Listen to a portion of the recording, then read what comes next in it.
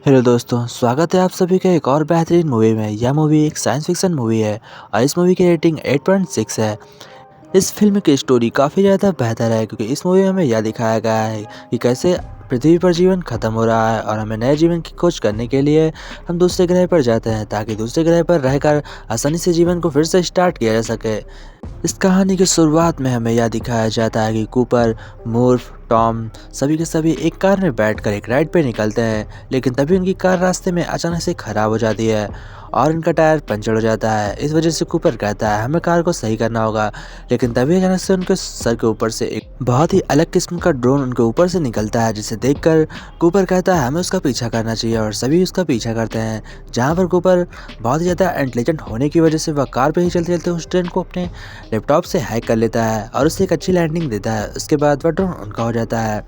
फिर हमें पता चलता है कि मूर्फ के कॉलेज से कंप्लेन आई हुई है। इस वजह से कूपर स्कूल में मिलने जाता है टीचरों से, लेकिन टीचर से बताता है कि तुम्हारी बेटी पढ़ाई पर कुछ ध्यान नहीं दे रही है, क्या तुम उसकी जिम्मेदारी ले सकते हो। जहाँ पर कूपर कहता है आप चिंता मत कीजिए, मैं उसे समझा दूंगा। और फिर वो लोग कूपर और उसका बेटा और उसकी बेटी सभी एक मैच देखने के लिए फील्ड में जाते हैं, जहाँ पर बहुत ही अच्छा मैच चल रहा होता है। लेकिन तभी अचानक से एक रेतीला तूफान आता है और वो बहुत तेजी से इनकी ओर बढ़ रहा होता है और पूरे शहर में रेत ही रेत फैल जाती है, जिसकी वजह से वो अपने घर पे आ जाते हैं। और घर पे आने के बाद सभी खिड़की दरवाजे बंद कर लेते हैं, पर एक दरवाज़ा खुला रह जाता है। उसके बाद घर के उस कमरे में बहुत ज़्यादा धूल भर जाती है। धूल के भरने की वजह से उस कमरे में कुछ अजीबोगरीब मार्क हो जाते हैं, जिसे सॉल्व करने के लिए मूर्फ और कूपर दोनों प्रैक्टिस करते हैं और इसे सॉल्व करने के बाद उन्हें एक रास्ता निकल कर दिखता है, जो कि रास्ता बहुत ही अजीब ढंग से कहीं दूर जा रहा होता है। कूपर और मूर्फ दोनों उस रास्ते का पीछा करते हुए कार से चले जाते हैं, लेकिन तभी उन्हें एक साइंटिस्ट लैब मिल जाती है। यह लैब बहुत सालों से बंद थी क्योंकि इस लैब को पैसे की कमी के कारण सरकार ने बंद कर दिया था, क्योंकि इस लैब में बहुत ज़्यादा खर्चा होता है और अंतरिक्ष से यान भेजने के लिए बहुत ज़्यादा पैसों की ज़रूरत पड़ती है, इसलिए यह लैब कभी काफ़ी सालों से बंद थी। लेकिन जब कूपर इस लैब में आता है तो सब आश्चर्य हो जाते हैं क्योंकि इस लैब का पता किसी को नहीं होता है। तब वहाँ के प्रोफेसर ब्रांड बताते हैं कि यह लैब काफ़ी सालों से लगातार चल रही है, लेकिन लोगों के नज़र से बचने के लिए हमने यह लैब को खुफिया तरीकों से चलाया है। यह सुनकर कूपर कहता है कि लोगों के आँख में झूल दौड़ना गलत है, लेकिन प्रोफेसर कहता है कि उन्हीं की रक्षा के लिए यह लैब चल रही है। जहाँ पर कूपर को अंतरिक्ष में एक यान का पायलट बना के भेजने के लिए बात की जाती है, क्योंकि कूपर इसमें बेस्ट पायलट होता है और बाकी के पायलट्स इस भूखमरी के चलते बहुत से पायलट मर चुके हैं और कोई भी काबिल पायलट इस पृथ्वी पर जिंदा नहीं बचा होता है। इसलिए कूपर को बोला जाता है कि तुम उस यान के पायलट बनकर अंतरिक्ष में हमारे यान को लेकर जाओ। कूपर इस बात को मान जाता है, पर उसकी बेटी बहुत ज़्यादा उससे नाराज हो जाती है। लेकिन कूपर उसे एक मैसेज देते हुए उस यान को अपने दोस्तों के साथ निकल पड़ता है। उसके दोस्त रोमली और ब्रांड और एक रोबोट्स होता है, वो सभी एक बड़ी सी शिप में बैठकर अंतरिक्ष की ओर निकल पड़ते हैं। अंतरिक्ष में जाने के बाद उन्हें अपनी शिप को अंतरिक्ष में चल रहे एक बड़ी शिप से जोड़ना होता है, क्योंकि उसके बाद उनका मिशन पूरा हो जाता है। और फिर उसके बाद जब मशीन एक बार चालू हो जाएगी तो वो लोग सभी लोग सो जाएंगे और सोने के बाद मशीन धीमे धीमे अंतरिक्ष में कई सालों तक घूमती रहेगी और कुछ सालों के बाद वह एक वार्म होल के पास पहुंच जाएंगे। उस वार्म होल में पहले भी कुछ साइंटिस्ट जा चुके थे। वह इस वार्म होल को पार कर जाते हैं और उसके बाद उनका जहाज लापता हो जाता है, लेकिन सिग्नल्स अभी भी आ रहे होते हैं। इस वजह से कूपर फैसला करता है कि हम उस सिग्नल का पीछा करेंगे और वो भी उस वार्म होल को पार करके एक ऐसे ग्रह पर पहुंच जाते हैं जिस ग्रह पर बहुत ज़्यादा पानी भरा होता है। लेकिन किसी तरीके से कूपर अपनी शिप वहाँ पर लैंड करता है तो वह देखता है कि वहाँ पर जिस चीज़ से सिग्नल आ रहा था वह एक डिवाइस होती है, क्योंकि पुरानी आई बोर्ड में सिर्फ और सिर्फ एक ही डिवाइस बची होती है।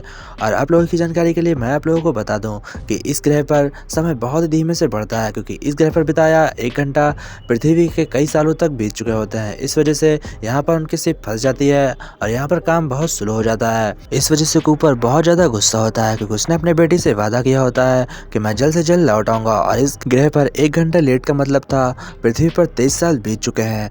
यह सब कूपर सोच सोच के पागल हो रहा होता है वह, लेकिन अपनी किसी तरीके से उस शिप को वहाँ से उठाकर बचा लेता है और सभी लोग सही सलामत पहुंच जाते हैं। फिर हमें दिखाते हैं प्रोफेसर ब्रांड को, जहां पर वो अब 23 साल बीत जाने की वजह से वो बहुत ज़्यादा बूढ़े हो गए हैं और उनके अंदर थोड़ी सी भी एनर्जी नहीं होती है कि वह अपने पैरों पर चल सकें।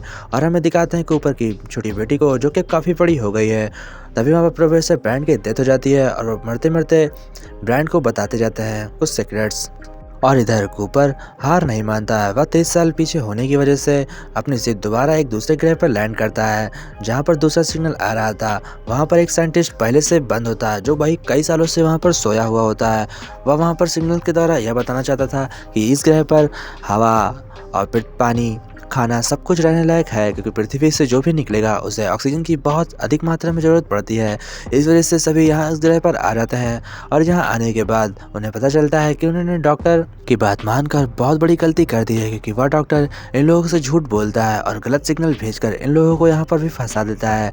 और डॉक्टर इन लोगों की शिप चुरा कर यहाँ से भाग जाता है, लेकिन उसे इस शिप को जोड़ना नहीं आता है। और जैसे ही वह जोड़ने वहाँ पर जाता है तो उसकी शिप ब्लास्ट हो जाती है और इस ब्लास्ट की वजह से जो वहाँ पर अंतरिक्ष में एक दूसरी बड़ी शिप होती है वह अपने आप उसके ब्लास्ट होने की प्रेशर की वजह से अपने आप पीछे की ओर जाने लगती है। यह सब ऊपर देखकर बहुत ज़्यादा परेशान हो जाता है, क्योंकि एक बार अगर वह शिप चली गई तो ये लोगों का भी बचना नामुमकिन हो जाएगा, क्योंकि सारी की सारी ऑक्सीजन उसी बड़ी शिप में होती है और सिर्फ ज़रूरत के हिसाब से पेट्रोल और ऑक्सीजन ये लोग अपनी शिप में लाते हैं। तभी कूपर फैसला करता है कि मैं उस शिप चलती हुई शिप में अपनी शिप को जोड़ूंगा और रोबोट की मदद लेते हुए वह अपनी शिप को उस शिप में जोड़ देता है। और फिर वो कहता है कि अब हमें यहाँ से निकलना चाहिए। वो लोग शिप का फ़ायदा उठाते हैं क्योंकि शिप पीछे की ओर जा रही थी और उन्हें उसी दिशा में जाना होता है, क्योंकि तीसरा सिग्नल वहीं से आ रहा होता है। इसलिए कूपर फैसला करता है कि ब्रांड को उस शिप से भेज दिया जाएगा और मैं और वो रोबोट दोनों यहाँ से उतर जाएंगे ताकि ब्रांड आराम से उस ग्रह पर पहुँच जाए। और मैं आप लोगों को यह बात बताना चाहता हूँ कि ब्रांड का बॉयफ्रेंड जो बहुत ही पहले सिग्नल भेज रहा था वह उसी ग्रह पर होता है जहाँ पर ब्रांड जाना चाहती थी, क्योंकि उस ग्रह पर भी वही सिग्नल आ रहा था जो कि सिग्नल डॉक्टर ने भेजा था। वहाँ पर भी यही सिग्नल आता है कि वहाँ पर हवा है, पानी है और रहने लायक जगह है और खाना भी है। इस वजह से ब्रांड वहाँ पर जाने का फैसला करती है और कूपर उसकी मदद करता है। लेकिन कूपर जब उसे छोड़कर एक ब्लैक होल के अंदर चला जाता है तो उस ब्लैक होल में जाने के बाद उसे कुछ ऐसा दिखाई पड़ता है कि उसकी आंखों पर यकीन नहीं हो रहा होता है, क्योंकि वह जाकर एक ऐसे समय में फंस जाता है जहाँ पर उसे पिछला सब कुछ दिखाई पड़ता है। और साथ ही साथ हमें यह पता चलता है कि वह समय में काफ़ी पीछे चला जाता है और उसे दिखाई पड़ता है कि उसकी बेटी उसका दिया हुआ सभी लेटर्स पढ़ रही है और उसके बचपन की यादें उसे दिखाई पड़ती हैं। वह अपने चारों तरफ देखता है तो वह अपनी पूरी ज़िंदगी की यादों से घिरा हुआ होता है। यह सब वह अपने आंखों से देख रहा होता है तो उसे यकीन नहीं हो रहा होता है, लेकिन धीमे धीमे उसे यह समझ आता है कि यह सब तो मेरी बेटी ही बनाई है और यह सब मेरी बेटी के द्वारा हो रहा है। जहाँ पर इसका समझ होने के बाद वह अपनी बेटी को कुछ सिग्नल्स देता है जिसकी वजह से उसकी बेटी उस थ्योरी को सॉल्व कर लेती है, जिससे कि इंसान स्पेस में ज़िंदा रह सकें और उस थ्योरी की मदद से सभी इंसानों की जान बच जाती है। बाकी बचे इंसानों को लेकर ब्रांड उस शिप में बैठकर अंतरिक्ष में जाकर अपना घर बना देती है।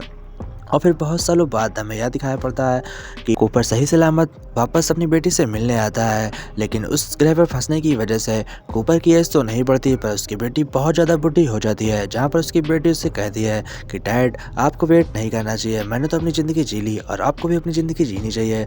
यह सुनकर कूपर वहाँ से चला जाता है और एक शिप में बैठकर ब्रांड की ओर निकल पड़ता है, क्योंकि ब्रांड एक ऐसे ग्रह पर थी जहाँ पर खाना पीना सब था, लेकिन वह वहाँ पर अकेले थी क्योंकि वहाँ पर एक बहुत ही बड़ी टीम की ज़रूरत थी। इसलिए कूपर उसकी मदद करने वहाँ पर निकल पड़ता है और मूवी यहीं पर एक हैप्पी एंडिंग के साथ एंड हो जाती है। आशा करते हैं आप लोगों को वीडियो अच्छी लगी होगी।